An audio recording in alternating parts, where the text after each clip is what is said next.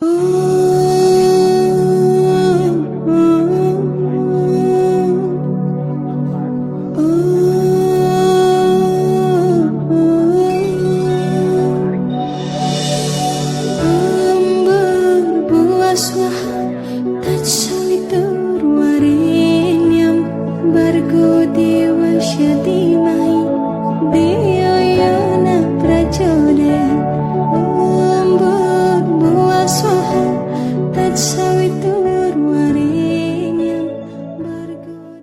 Swastiastu. Kembali lagi di channel Santi Dharma Chandra. Kali ini Santi berada di Pura, salah satu yang ada di Denpasar, Bali, yaitu tepatnya di Pura Jagatnata. Dan di samping Santi ada beliau, yaitu Tu Aji Mangku Jan Bangkul. Dan beliau adalah pemimpin pemangku yang ada di sini, nggih. Nah, beliau juga nama lainnya ada Ida Bagus Saskara, Mbak Aji, nggih. Jadi Santi panggilnya Tu Aji. Santi Aji Mangku gitu, nggih. Tu Aji Mangku. Sebelumnya Matur Suksma sudah diberikan kesempatan bahwasanya Santi bisa berdiskusi di Pura Jagatnata Denpasar ini. Seperti itu. Baiklah, Tu Aji, Santi kan mau diskusi karena ini kan kawasan yang cukup ramai sekali yang di Denpasar, nggih? Iya, di pusat kota. Di pusat kota. Iya. Ini tepatnya di jalan apa nih, Tu Aji? Di Jalan Mayor Wisnu nomor 1. Oh, tepatnya di Jalan Mayor Wisnu nomor 1. Buat teman-teman yang di luar Bali, jika mau ingin ke Pura Jagatnata bisa dicari di Jalan Mayor Wisnu nomor 1. Paling gampang di samping Museum Bali. Oh, di sampingnya itu Museum Bali. Iya, di sebelah sini. Oh, luar biasa ya. Jadi habis dari Pura kita bisa ke museum. Melalui ke Museum Bali. Betul. Seperti itu. Baiklah, Tu Aji Mangku, Santi kan ini kan salah satu pura favorit ya, kalau Santi nyebutin ya, favorit yang ada di Denpasar, Bali. Kenapa sih kok bisa disebut salah satu pura favorit yang ada di Denpasar, Bali itu kenapa? Oh iya. Okay. Mungkin kita harus tahu sejarahnya dulu. Oh iya, bagaimana itu? Jadi pura ini di awal sejarahnya itu tahun 1963. 1963. Idenya itu muncul tahun itu. Okay. Di mana ada beberapa tokoh masyarakat Bali yang waktu itu berkeinginan membuat sebuah pura di mana seluruh masyarakat Bali, khususnya yang berasal dari luar Denpasar, bisa bersembayang. Oh, seperti itu. Karena waktu itu seperti kita diketahui di Bali itu kan menganut desa Kalepatre. Desa Kalepatre itu apa sih? Jadi di mana desa itu berada, maka dia memiliki tempat persembahyangan khusus. Oh, orang masyarakat umum luar seperti Santi yang dari Jakarta nggak boleh masuk? Gitu? Ya, bukan nggak boleh masuk. Jadi tidak sembarangan lah, kurang lebih seperti itu. Oh, seperti itu. Jadi di mana di sana ada pura dalam, pura pusah, pura desa. Oh, seperti itu. Ya, itu lahir, hidup, mati, ada upacaranya di setiap pura tersebut. Oh, tidak sembarangan. Istilahnya tercatat lah di sana. Nah, makanya kalau orang dari luar desa ya tidak sembarangan bisa. Oh, seperti nyelonong langsung gitu nggak bisa berarti. Jadi artinya dia harus menjadi warga di situ dulu mungkin, baru di bisa melakukan persembahyangan. Oh iya.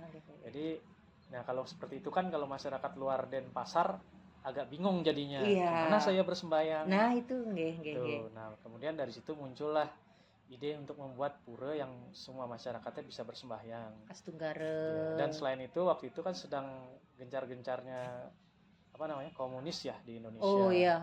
Nah juga untuk meredam paham-paham tersebut biar masyarakat di Bali khususnya Kota Denpasar tetap ingat dan baktilah kepada beliau. Beliau Ida Sang Hyang Widasa sama leluhur ya. Dan juga di sejalan pura tersebut dibangun jadi pusat atau senternya pendidikan agama Hindu di Kota Denpasar.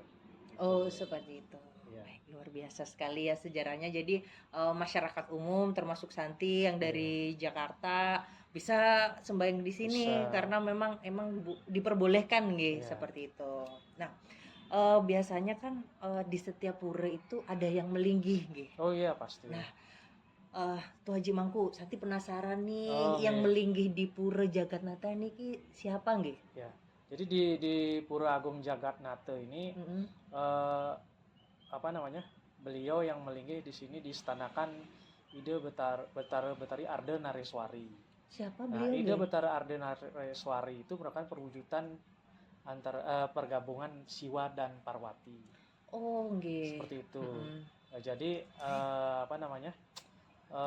beliaulah yang berstana di Pura Agung Jagatnata dan disimbolkan juga karena sudah menjadi satu kesatuan. Disimbolkan di ajang di Padmasana di paling atas adalah Acintya atau Ida Sang Yang Widiwasa. Oh, seperti itu.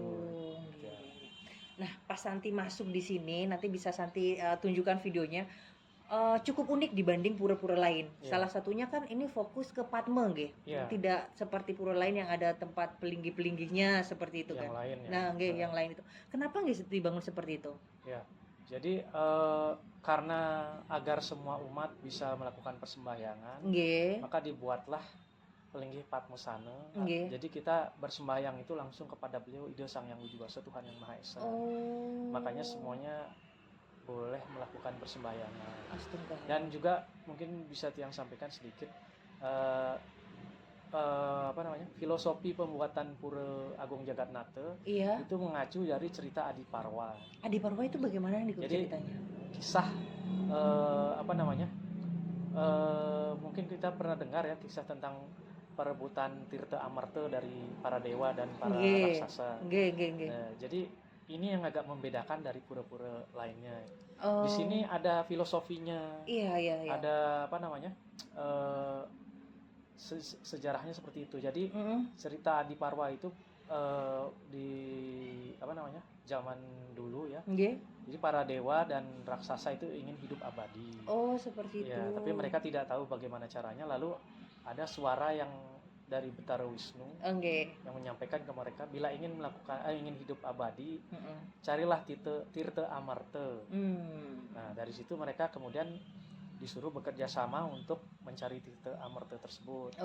Nah, lalu bekerja samalah para dewa dan raksasa tersebut mengaduk lautan susu ke Sirarnawa. Oh, seperti itu. Lautan susu ke Sirarnawanya dilambangkan dengan kolam yang ada di Pura Agung Jagatnata. Oh iya, tadi Santi lihat ya. Nanti Tu Aji bisa bantu Santi untuk keliling pura untuk menunjukkan ini apa. Nanti dari bangunan-bangunan tersebut juga bisa kita lihat di bangunan tersebut dibagi menjadi 3 mandala. Jadi Nista, Madya dan Utama. Nah, di bagian utamanya itulah ada pelinggih Padmasana, di mana di situ ada lambang Padmasana itu dilambangkan sebagai sebuah gunung. Ya, lalu di situ ada patung Dewata Nawasanga, simbol para dewa, dan juga patung para raksasa yang bekerja sama dengan para dewa untuk mencari Tirta Amarta. Oh, seperti itu. Jadi gunung tersebut, Gunung Mahameru ya, ditaruh di lautan Sirarnawa. Kemudian Betara Wisnu menjadi awatara kura-kura yang menjadi dasar dari gunung tersebut. Nah, lalu Naga Basuki dan Naga Anantaboga menjadi talinya. Jadi gunung tersebut diikat. Oh, dan mereka saling tarik-menarik antara para dewa dan raksasa agar dari puncaknya itu keluarlah Tirta Amarta tersebut. Nah, sebelum Tirta tersebut muncul, keluarlah para senjata dan berbagai mukjizat. Sehingga kemudian terakhir baru muncul Tirta tersebut. Nah, ini juga ada kisah yang menarik.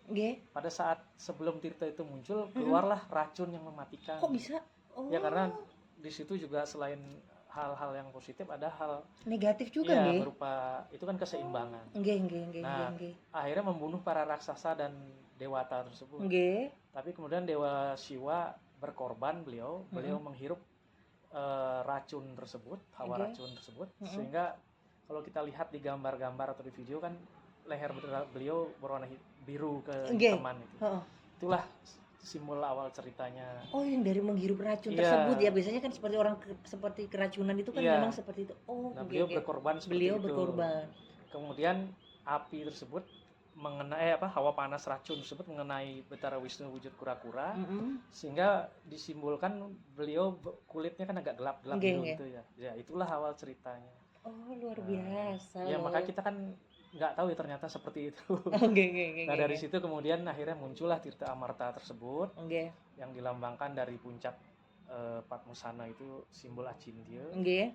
Nah dari sanalah kemudian tirta tersebut diperoleh dan diberikan kepada tadinya raksasa yang mengambil, lalu oleh para dewa bisa direbut dan diberikan kepada para dewa sehingga para dewa bisa hidup abadi. Oh, luar biasa. Jadi itu simbol cerita dari makna dari Pura Agung Jagatnata sebenarnya. Jadi di sana ada sebuah cerita yang menyatakan bahwa antara dharma dan adharma itu sebenarnya saling bersatu untuk mencapai kebaikan, tetapi karena tujuan utamanya adalah dharma atau kebaikan, dharmalah yang utama. Oh, yang jadi utama. Itu intinya. Nah, Tuh Haji Mangku tadi kan menyebutkan nih siapa saja boleh datang ke sini. Pasti kan nggak hanya umat Hindu saja, iya kan? Dan Santi sendiri kan seorang dermika yang memang sudah masuk Hindu ini sudah setahun lah, Astunggaru sudah setahun lebih lah, seperti itu kan. Ada nggak sih pengalaman umat agama lain kesini terus ingin belajar agama Hindu? Boleh dijelaskan Tuh Haji Mangku? Ini menarik sekali, dimana Pura Agung Jagatnata itu bukan hanya sebagai tempat ibadah oleh pemerintah Kota Denpasar, juga dipakai sebagai tempat wisata. Oh, tempat wisata, destinasi spiritual mungkin, Iya, jadi masyarakat hampir seluruh dunia ya sudah pernah ke sini, datang ke sini. Nah, dan dari berbagai agama. Kok bisa, gitu. Ya, karena dijadikan tempat wisata juga oleh pemerintah. Dan yang menariknya, begitu saya menjelaskan tentang filosofi dari pura ini, mereka tertarik dengan agama Hindu. Oh, seperti itu. Iya, dari hampir seluruh Indonesia, hampir dari luar negeri. Bahkan ada turis Jerman yang ngotot ingin mengetahui di mana mendapatkan cerita tentang Adiparwa itu. Dan yang still learning Iya, menarik lagi. Kan di masa pandemi kemarin turis-turis India banyak masuk ke pura. Nah, mereka itu merupakan turis yang cukup fanatik dengan tempat ibadah. Nah, mereka begitu tahu Pura Agung Jagatnata, mereka datang berkunjung ke sini. Banyak yang datang. Mereka tanya siapa yang melinggih di sini. Karena kalau di India itu kan ada juga namanya Puri Jagannath. Nah, itu yang melinggih Dewa Wisnu. Oh, Dewa Wisnu. Ya. Nah, begitu di sini saya katakan di sini adalah Ardenareswari. Mereka mau bersembahyang. Oh, mau bersembahyang. Iya, padahal kalau di negaranya kalau bukan dewanya dia tidak mau sembahyang di tempat ibadah. Iya, benar. Nah, kalau di sini mereka semua dewa yang mereka sembah dan fanatikan di sini tidak, mereka mau. Jadi begitu saya jelaskan tentang Padmasana, siapa yang kau sembah, maka disitulah beliau melinggih. Kan seperti diketahui Padmasana mirip seperti singgasana ya. Nah, akhirnya mereka semua percaya dan mereka mau bersembahyang. Itu yang unik sekali. Luar biasa ya. Tapi ketika mungkin ada yang dari Indonesia dulu mungkin dari agama lain ingin banyak yang mau masuk Hindu, terus Tuh Haji Mangkunya mengarahkannya bagaimana itu? Karena kan mungkin udah nyaman sembahyang di sini seperti itu. Oh iya, biasanya begini. Saya tidak mau langsung mengiyakan dalam arti Sudiwidani gitu langsung Sudiwidani, langsung saya tidak mau. Kenapa? Karena biar jangan sampai agama itu dibuat permainan. Jadi agama itu merupakan suatu rasa ya. Rasa buat diri kita. Jadi biar mereka merasakan dulu. Silakan Anda lakukan dulu apa yang nyaman buat Anda. Lihat dulu, pelajari, baru kemudian setelah Anda yakin baru silakan gitu. Karena saya tidak mau ada pemaksaan dan lain sebagainya. Karena harus dari dalam hati. Nah, berarti agama Hindu itu bukan agama misionaris yang memang kamu masuk Hindu nanti saya dapat surga atau pahala, nggak seperti itu ya. Tapi tetap kembali ke rasa seperti itu, keikhlasan. Jadi tidak ada paksaan juga karena kita beribadah juga dengan hati Tuh Haji Mangku. Seperti itu. Nah, Tuh Haji Mangku, Santi mau tanya tapi tentang Tuh Haji Mangku nih. Tuh Haji tadi kan pas Santi mau syuting nih, Tuh Haji pernah tinggal di Jakarta. Sebelumnya berapa lama tinggal di Jakarta, terus ke pura mana atau pernah bertugas di pura atau keluarganya? Bisa disebutkan nggak atau dijelaskan? Oh, ya. Jadi mungkin saya sampaikan dulu. Ke kakek saya atau kakek saya salah satu pendiri Pura Agung Jagatnate di sini.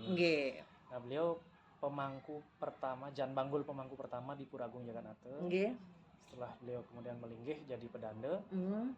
Lalu ada 2 Jan Banggul lagi dari ponaan-ponaan beliau. Dan saya pemangku Jan Banggul yang keempat dan merupakan cucu beliau. Nah, saya kebetulan lahir dan besar di Jakarta. Oh, Jakarta mana nih, Kang? Di Jakarta Selatan. Sama berarti Jakarta Selatan. Iya. Jadi sekitar tahun 97 baru saya menetap di Bali. Oh, seperti Sisanya di luar Bali. Seperti itu. Nah, kemudian kebetulan saya bergerak di bidang di media ya. Iya, dan sebagai jurnalis juga. Nah, terus pernah di jurnalis, jangan-jangan pernah satu perusahaan sama Santi? Boleh. Kebetulan dulu waktu di media saya kerja di Bali TV. Sama Bali TV. Santi juga Bali TV di Palmerah. Yang di Jakarta ya? Di Jakarta, di Palmerah. Santi akhirnya ketemu dengan satu perusahaan Bali TV. Jadi di Bali TV 11 tahun saya di sana. Terus kemudian begitu mengundurkan diri, saya membuat media tabloid dan media online. Berarti Santi harus banyak belajar sama tuh Aji yang senior Santi di Bali TV, gitu ya. Luar biasa. Santi dulu penempatannya di mana? Di Istana Negara. Iya, makanya aku kayak pernah lihat. Dulu pernah di sana juga. Astungkara, luar biasa. Berarti sempat di Bali TV terus balik ke Bali. Seperti itu. Terus yang pernah tuh Aji cerita tadi yang Pura Cinere itu siapa nih? Jadi orang tua karena bertugas di Jakarta juga udah cukup lama ya. Beliau di Departemen Sosial dan di Mabes Abri. Dengan Bapak siapa nih almarhum Ida Bagus Sujana, mantan Menhankam dan mantan Sekjen Hankam dan Menteri Mentamben. Bersama-sama dengan Pak Putra Astaman juga mendirikan Pura Cinere waktu itu. Dan beberapa pura-pura yang ada di Jakarta juga, termasuk di Gunung Salak. Di Bogor nih. Di Bogor itu ya. Nah, jadi ya kalau di Jakarta mungkin masyarakat Bali di Jakarta sudah tahu, kenal lah dengan orang tua saya. Sudah lama di sana. Astunggareng ya. Berarti cukup eksis ya di Jakarta ketemu lagi. Kan di Bali TV media itu pasti Santi biasanya kalau di Bali TV kan liputan odalan, kegiatan galungan di Jakarta keliling-keliling seperti itu dulu kalau Santi pas waktu liputan-liputan Bali TV, makanya itu yang menggerakkan Santi untuk kembali ke leluhur, mungkin sudah jalannya seperti itu nggak? Jadi luar biasa. Nah, Tuh Aji, Santi mau bertanya lagi nih, kan ini termasuk di pusat kota, apalagi di Denpasar. Siapa saja sih yang biasanya sembahyang ke sini? Kan tadi tuh Santi lihat itu ya banyak mungkin pejabat atau ke sini atau anak mahasiswa ke sini, itu siapa aja nih, Kak? Ini yang sembahyang ke sini banyak sekali dari balita sampai lanjut usia, dari berbagai kalangan, lalu dari berbagai instansi pemerintah. Biasanya ini saya sampaikan mungkin yang ingin mencari kerja, ingin membuka usaha.